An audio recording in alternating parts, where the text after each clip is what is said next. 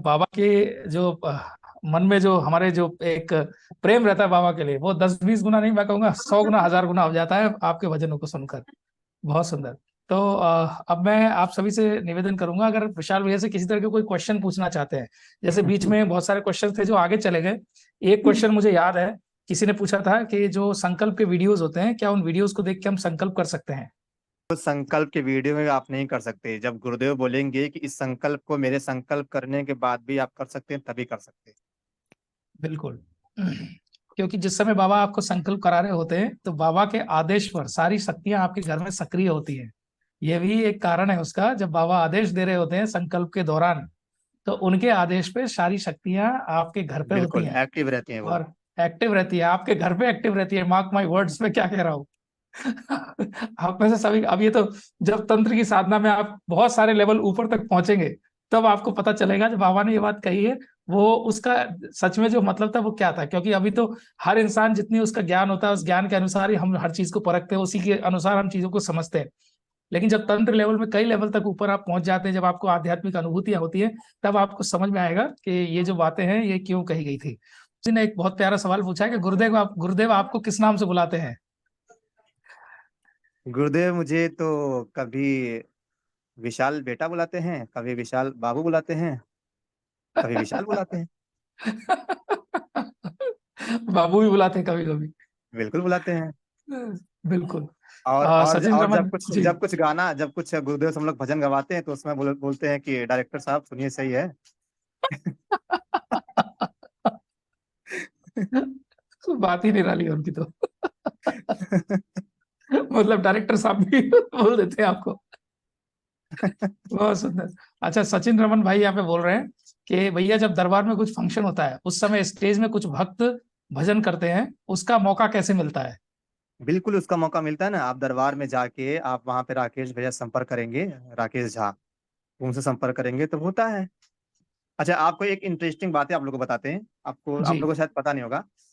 अ, जिस दिन बाबा गुरुदेव का हम लोग ये भजन रिकॉर्ड किए थे, वो आपने सुना होगा गुरुजी की आवाज में गाया हुआ, जय जय श्री राधा रमन, जय जी। जय जय श्री राधा रमन। तो ये भजन और एक ये भजन, जय जय राधा रमन, जय जय राधा रमन। तो ये दोनों भजन गवाने के लिए मैं और संदीप भैया हम लोगों ने गुरुजी के पीछे पड़ गए थे। गुरुजी आपको गाना है, और गुरुजी डेट हाँ। पे डेट देते थे, आज गाएंगे बेटा, कल गाएंगे, परसों गाएंगे। अच्छा समय आ गया, ठीक है। तो एक दिन रात को हम लोग पूरा सेटअप लेके, स्टूडियो का सेटअप लेके गुरुजी के कॉन्फ्रेंस रूम में बैठे थे हम लोग रात में। तो अच्छा। रात को 12 बज गए थे। और उस समय इतना दिन दिन मेरा इतना अच्छा है। मतलब हम लोग के सौभाग्यशाली दिन था उस समय कि गुरुदेव और मेरे पापा और संदीप भैया और मैं, चार लोग उस रूम के अंदर थे पूरी रात, 12 बजे से लेके 5 बजे भोर तक।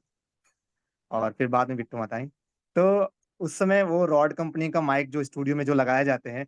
अच्छा, जी। गुरुदेव उस समय एकदम मतलब हम लोग के साथ में एकदम बिल्कुल बच्चे बन के रहे थे उस समय। भजन गा रहे थे गुरुजी, अच्छा ये लाइन गानी है, अच्छा ऐसा गाना है, अच्छा अच्छा। मतलब वो पल इतना अच्छा लग रहा था हम लोग को ना, पूछे मत। मतलब ऐसे रॉड का जो माइक है ना, वो माइक भी हिल जा रहा था ना, तो गुरुजी बोलते थे, अरे रॉड भैया गलती हो गई, सॉरी सॉरी। मतलब इतना आनंद के साथ कर रह रहे थे हम लोग के साथ में, एकदम बच्चे बन के, एकदम सब लोग बच्चे बन के, एकदम इतना अच्छा से रिकॉर्डिंग हुआ। अच्छा, जब पूरा भजन हो गया, गुरुजी बोलते हैं पूरा दो गाना था, खत्म हो गया और नहीं है। मैंने बोला गुरुजी अभी तक तो इतना ही है, आगे आने वाला है। वाह, ये अनुभव है गुरुजी के साथ में हम लोग को। बहुत बढ़िया।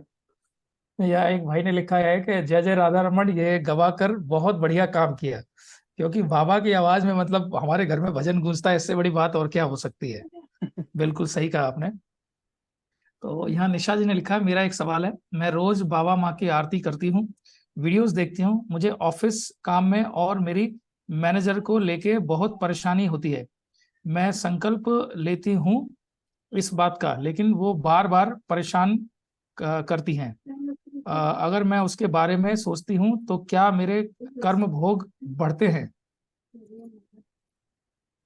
देखिए, पहली बात तो आप आपका प्रोसेस क्या हुआ है आप ये बताइए, तब फिर उसके आगे हम बताएं।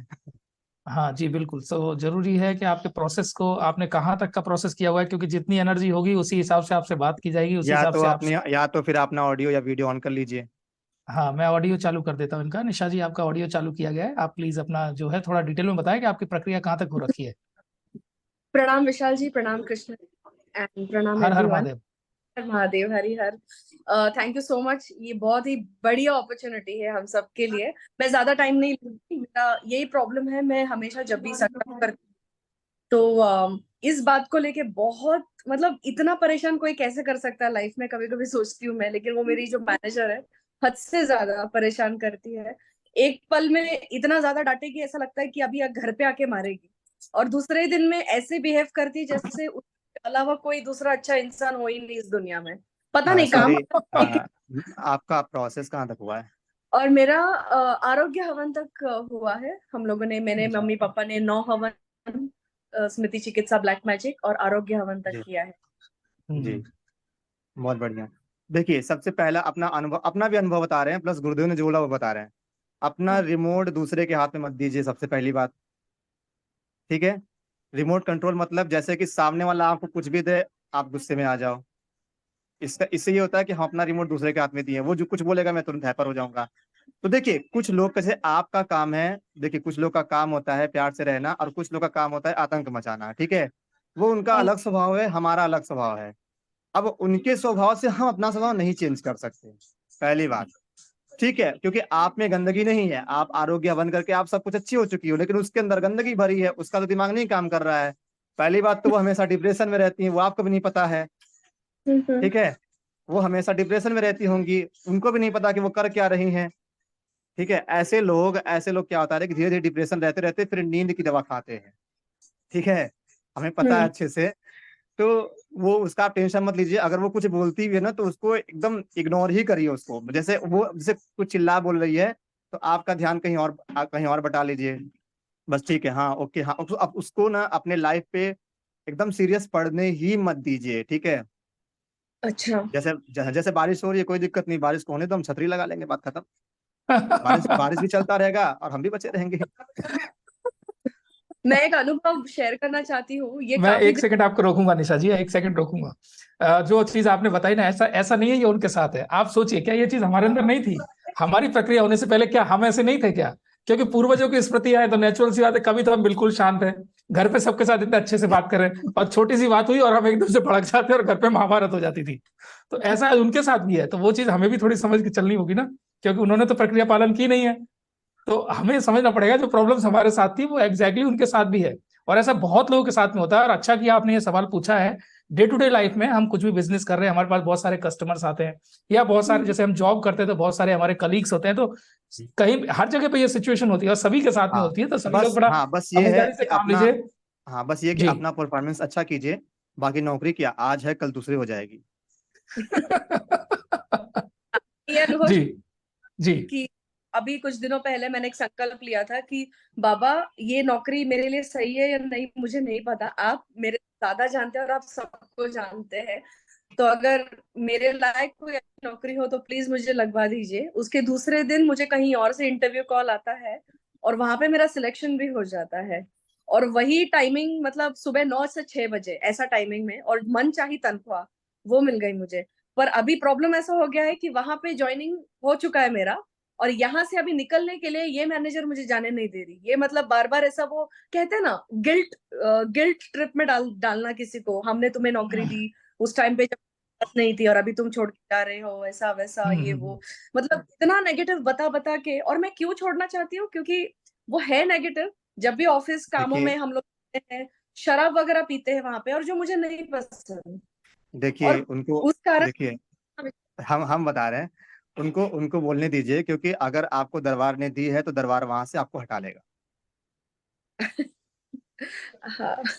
बस एक छोटा संकल्प करने की आवश्यकता है कि बाबा जी, इतना कुछ किया, बहुत बहुत धन्यवाद, यहाँ से मुझे अब हटा दीजिए। बस छोटी सी बात है, अच्छा। वो कौन होती है आपको बिल्कुल। रोकने वाली? जी। डेफिनेटली। और एज ए एम्प्लॉय अगर आप देखें, जब एज ए आपके एम्प्लॉय आप जी। पूर्वज भूत प्रेत आपको दरबार जाने से नहीं रोक पाए, वो कौन होती है आपको वहां से हटाने वाली, या वहां से न हटाने वाली? जी। जी, मैं ये संकल्प आज ही करूंगी। बिल्कुल करिए, और हो बिल्कुल। और सकता है तो माता बाबा के हाँ, आरती में करिए। जी। हाँ, जाहिर और बात है। विशाल भैया यहाँ पे चंद्रपाल भाई ने भी अपना एक्सपीरियंस शेयर किया बिल्कुल इनके जैसा। निशा जी, मेरा तकरीबन हर रोज मेरे बॉस से मीटिंग में झगड़ा होता था, पूरे स्टाफ मजाक बनाता था। मैंने बाबा माँ से प्रार्थना और संकल्प किया, आज वो सब कुछ अ, बदल गया है। आज वो सब कुछ बदल गया और मुझे एक दोस्त की तरह बात करते हैं, एकदम उलट। माँ बाबा ने सब बदल दिया, सारी सिचुएशन बदल गई बिल्कुल। और अच्छी बात है, आपको बाबा की कृपा से जो आप जॉब चाहते थे, अच्छी सैलरी और सारा सब कुछ मिला है। एंड आप निश्चिंत, आप आगे लाइफ में प्रोग्रेस ही करते चले जाएंगे जहां भी दिक्कत है। और हम कितने भाग्यशाली हैं। तो एक जब हम छोटे थे ना, तब आपको याद होगा विशाल भैया, हम अलादीन के चिराग के बारे में सुनते थे कि हमने चिराग बिल्कुल। को रगड़ा और जिन बाहर आया और जिन ने पूछा जो क्या हुक्म है मेरे आका। हुकुम मेरे आका तो जी। या तो हमारे सामने आका साक्षात बैठे हुए, जिनको तो छोड़िए, हमारे तो बाबा। एक संकल्प करिए बस, जो चाहिए वो मिल जाएगा। तो, तो ऐसा मतलब, जो आपके मन में जो इच्छाएं होती है वो सारे सब कुछ पूर्ण होते हैं। तो छोटी मोटी समस्याएं सब सुलझ जाएंगी, कहीं कोई दिक्कत वाली बात नहीं है, आप आगे बढ़ते चले जाइए। बिल्कुल। अभी हमारे बीच में रोहित और कोई निशा जी, आपका और कुछ सवाल है या हम आगे बढ़े?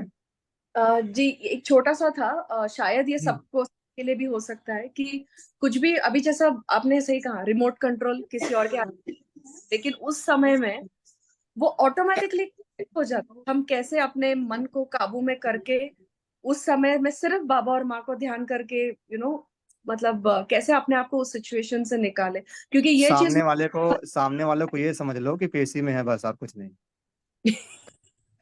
हाँ, डेफिनेटली पेशी ही होती है वो विशाल भैया, क्योंकि बाबा कहते हैं ना, अत्यंत क्रोध क्या है, अत्यधिक क्रोध भी तो पेशी है ना, तो वो पेशी में है, उसका क्या बुरा मानना, है ना। हाँ, पागलपन की सारी स्मृतियां है इस बंदे के अंदर।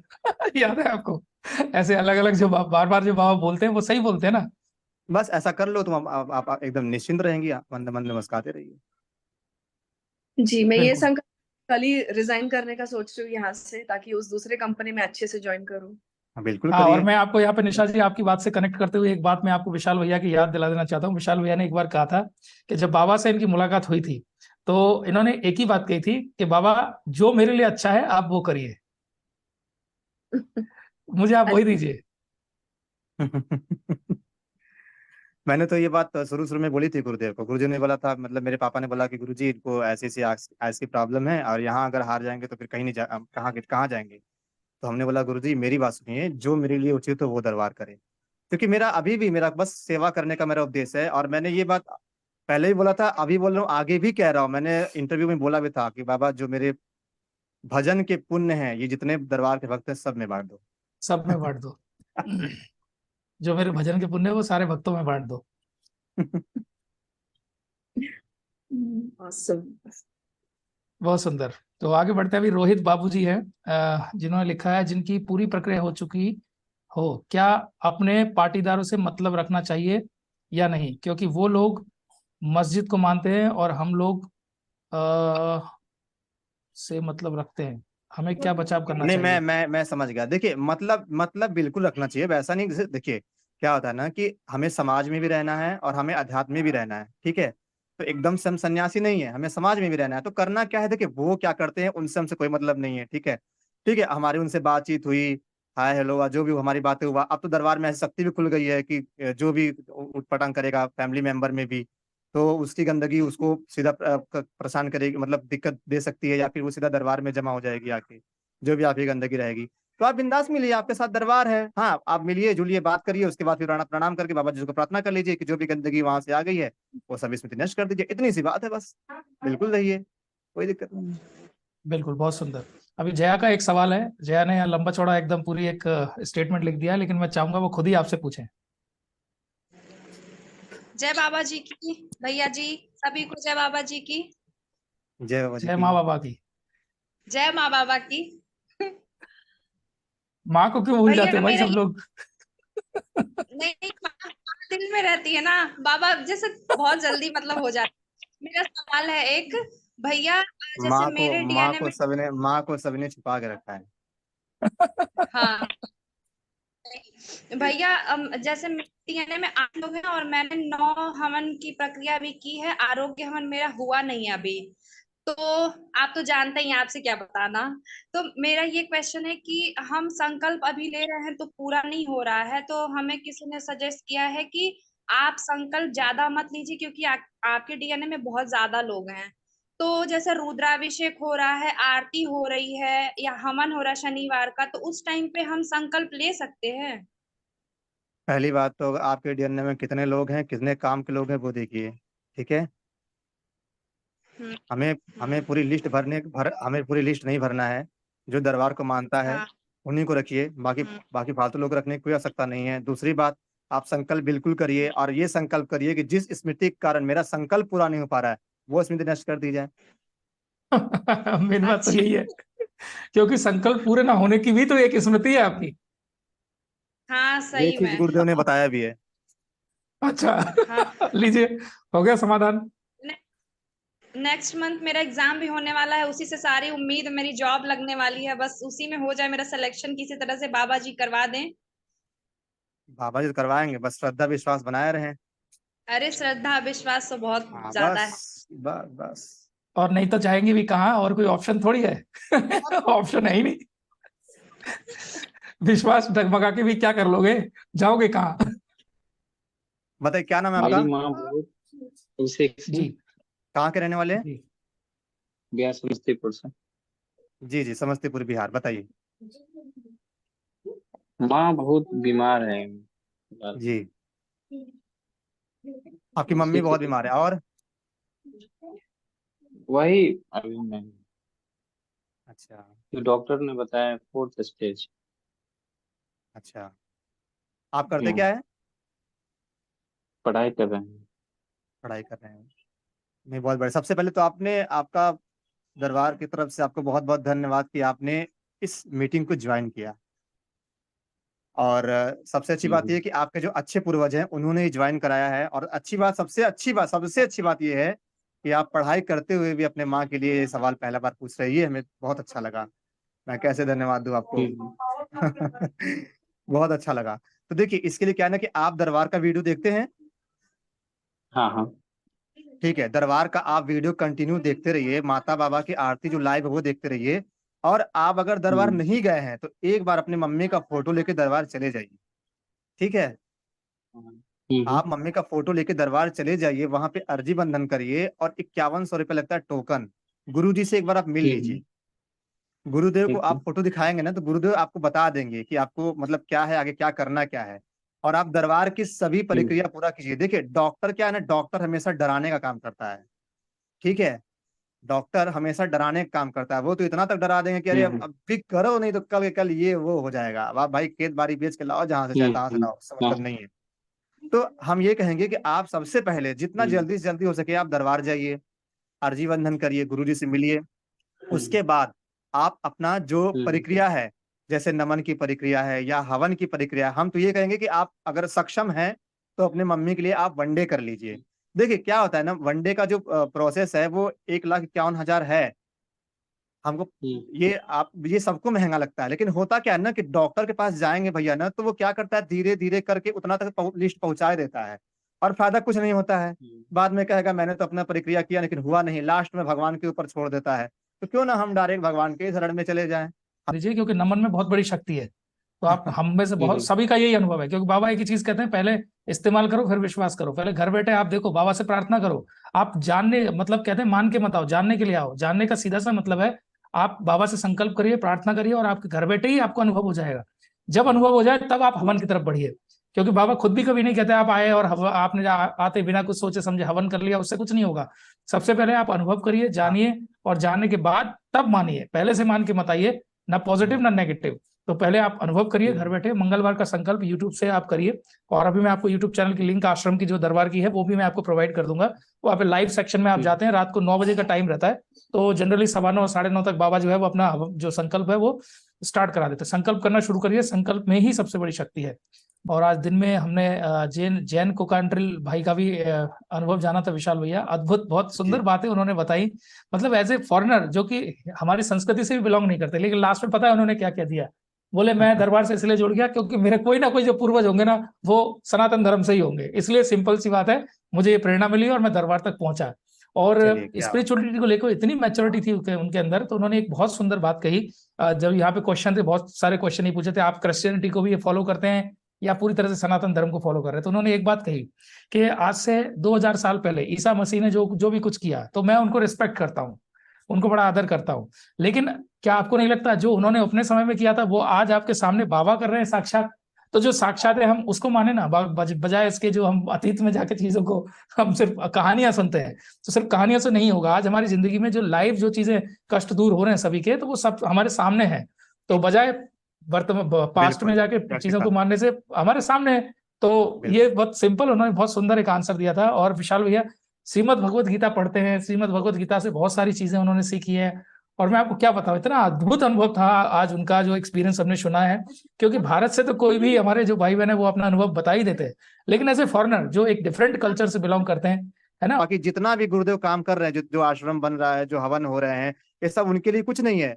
ये सब हमारे लिए कर रहे हैं, हमारे आपके लिए कर रहे हैं। वरना उनको क्या कमी है बताइए? वो तो पहले भी मंत्री रह चुके हैं बाबा जी की कृपा से। बाबा जी ने उनको सारे सुख ऑलरेडी पहले ही दे चुके हैं।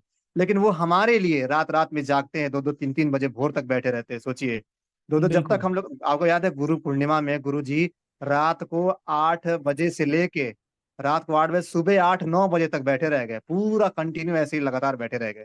किसके लिए? हमारे आपके लिए, भक्तों के प्यार बिल्कुल। के लिए, है ना। शिष्यों को गुरुदेव की सेवा करते हुए कहीं भी देखा जा सकता है, लेकिन अगर आपको गुरुदेव को शिष्यों की मतलब मानव जाति की सेवा करते हुए देखना है तो वो करौली शंकर महादेव के करौली दरबार में भी हो शंकर सकता वहाँ। है। क्योंकि पूरी जी रात बिल्कुल बैठ के सेवा करना, विशाल भैया हमने आपने तो देखा है। आजकल तो जैसे बहुत सारे लोग हैं उनको पता भी नहीं होगा कि पूरी पूरी रात निकल जाती थी बाबा जो हमारी जो ईश्वरीय चिकित्सा करते थे। अब तो बहुत सारी शक्तियां खुल गई हैं, जिन शक्तियों के कारण जो है वो बाबा कहते हैं बस ओम शिव बैलेंस। आपने तो बस इतना ही देखा है, लेकिन हम लोगों ने वो बस देखा है जब बाबा रात रात भर सबकी सेवा करते थे। तो ये अद्भुत दरबार बिल्कुल। है। ये भैया का एक भजन आनंद आनंद लेते हैं, उसके बाद फिर आगे बढ़ते हैं। चरणों में झुकता ये सारा संसार है, चरणों में झुकता ये सारा संसार है, चरणों में झुकता ये सारा संसार है। हाँ, चरणों में झुकता ये सारा संसार है। डमरू वाले बाबा तेरी महिमा अपार है, डमरू वाले बाबा तेरी महिमा अपार है, डमरू वाले बाबा तेरी महिमा अपार है। धाम करौली में बैठे हैं शंकर, जितने भोले उतने ही भयंकर। धाम करौली में बैठे हैं शंकर, जितने भोले उतने ही भयंकर। शिव और शक्ति का ऐसा ये मेल है, जीवन मृत्यु का ऐसा ये खेल है। सृष्टि बनाकर हम पर किया उपकार है, सृष्टि बनाकर हम पे किया उपकार है। डमरू वाले बाबा तेरी महिमा अपार है, डमरू वाले बाबा तेरी महिमा अपार है। अरे ये आपको शांत नहीं बैठने देंगे। एक भजन खत्म हुआ नहीं, दूसरी डिमांड आ गई, तुम ना सुनोगी तो कौन सुनेगा। क्या बात है, मेरा फेवरेट भजन। मेरा सहारा कौन बनेगा माँ, मेरा सहारा कौन बनेगा। तुम ना सुनोगी तो कौन सुनेगा, जो तुम ना सुनोगी तो कौन सुनेगा। जीवन में खुशियाँ कौन भरेगा माँ, जीवन में खुशियाँ कौन भरेगा। तुम ना सुनोगी तो कौन सुनेगा, जो तुम ना सुनोगी तो कौन सुनेगा। करौली सरकार के सभी भक्तों को प्रणाम। मैं विशाल चौरसिया और मैं पलक सिंह। माता जी के चरणों में एक छोटा सा भाव समर्पित भक्त की अरदास। जय करौली सरकार।